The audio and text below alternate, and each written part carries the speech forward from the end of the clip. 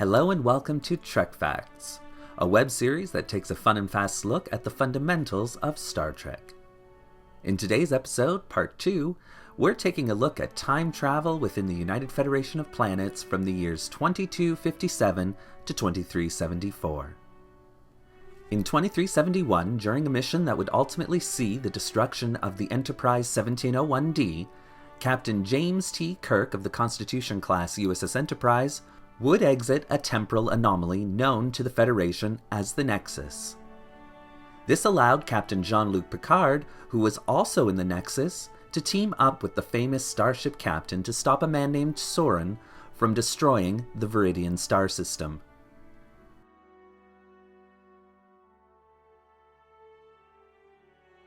And 2 years later, in 2373, the newly commissioned USS Enterprise E and its crew would head back in time to stop the Borg from preventing first contact between the Vulcans and humanity, and were ultimately successful. Time travel was not limited to starships named Enterprise, however. In 2257, the USS Discovery, after being trapped in the Mirror Universe, would use their classified and dangerous spore drive system to head back to the Prime Universe.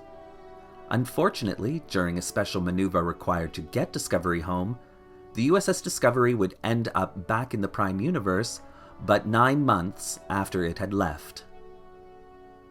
And later, in 2257, the USS Discovery would become embroiled in a time travel plot that would see the temporary command of Discovery by Captain Christopher Pike become a classified and buried event by Starfleet Command.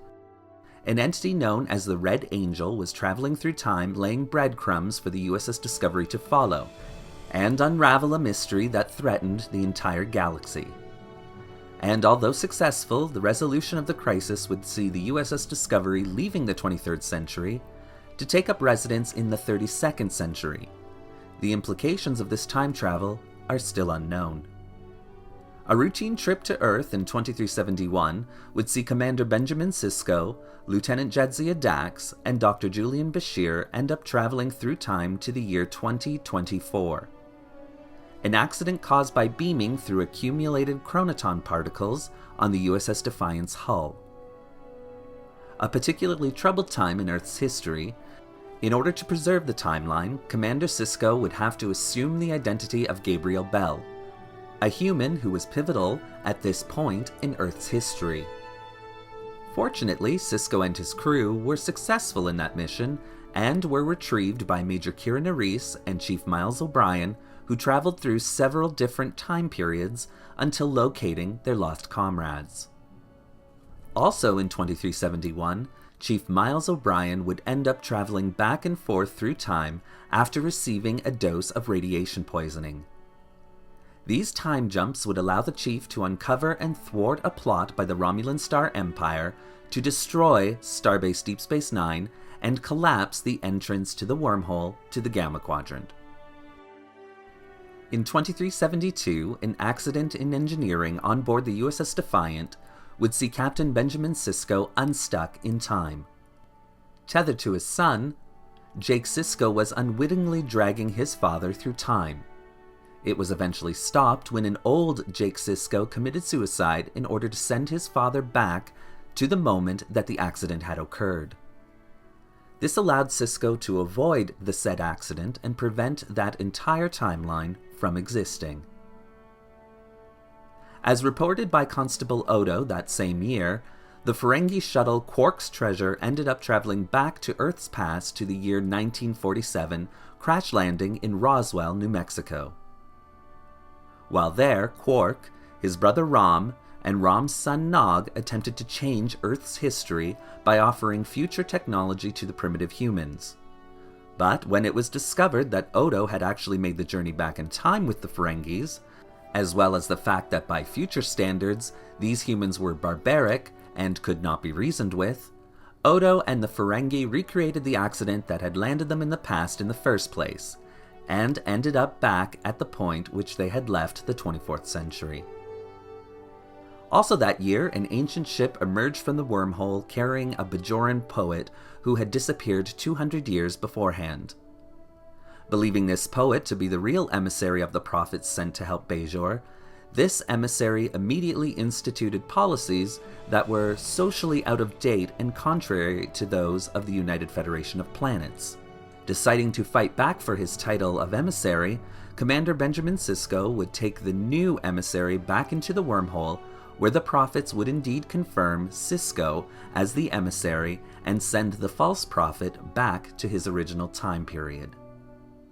In 2373, while on a mission to recover a Bajoran orb from the Cardassian homeworld, the USS Defiant would be flung back in time to the year 2268, and this would put the crew in the middle of Captain James T. Kirk's and the USS Enterprise's historic mission to Deep Space Station K7, in order to stop the future Arne Darvin from killing Kirk and changing history.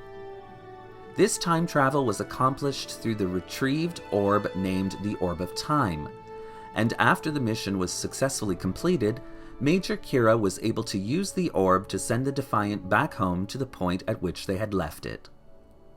In a sadder turn of events in 2373, when the USS Defiant was exploring a planet displaying strange readings, it was discovered that the field irradiating from the planet would end up sending the Defiant back in time 200 years, and the ship would crash upon the planet's surface.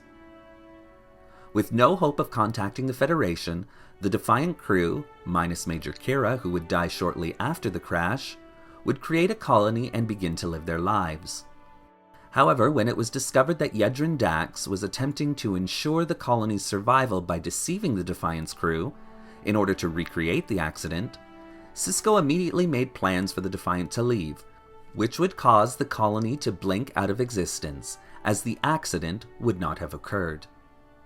But then, in a stunning reverse, all the crew aboard the USS Defiant decided the colony's lives were too important and should exist, and thus made plans to see the accident occur, ensuring the colony's future.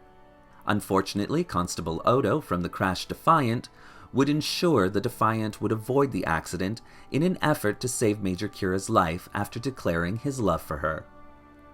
As a result, this colony disappeared from the timeline, and only the Defiant's crew's memories of the colony survived as proof of their existence. In 2374, Major Kira Nerys would use the Orb of Time to travel back to the year 2346 to meet her mother and confirm information that Gul Dukat had sent Kira on her mother's birthday. Unfortunately for the Major, this information was indeed correct, leaving her to deal with the knowledge of who her mother actually had been. During a trip to Galana 4 later in 2374, Miles and Keiko O'Brien would end up losing their daughter Molly in an abandoned gateway or time portal similar to that of the Guardian of Forever. Using the transporter on the Defiant, the crew of DS9 were able to reactivate the portal and retrieve Molly, but for her, 18 years had passed. Quickly discovering Molly couldn't survive off the planet due to her surviving alone for those 18 years, and the fact that Starfleet informed the O'Briens that they planned to put Molly into a mental institution, the O'Briens worked secretly to send Molly back through the gateway and then to destroy it, assuming that would be the last time they would ever see their daughter. However, once back in the past, future Molly would encounter her younger counterpart and send her back through the portal to the surprise and delight of her parents. Though Starfleet would develop rules and regulations in regards to time travel, it would be quickly apparent that these rules weren't enough, as time travel occurrences would be frequent in the lives of Starfleet officers. As a result, Starfleet would eventually set up the Department of Temporal Investigations, an organization that would eventually be charged with protecting the integrity of the timeline. And although there would be multiple figures throughout history that temporal investigations would see as infamous time travel violators, one of the highest on their list was that of Captain Catherine Janeway and the starship USS Voyager. And in the next part of this series, we'll take a look at that ship's history and its unknown, devastating effects on the timeline.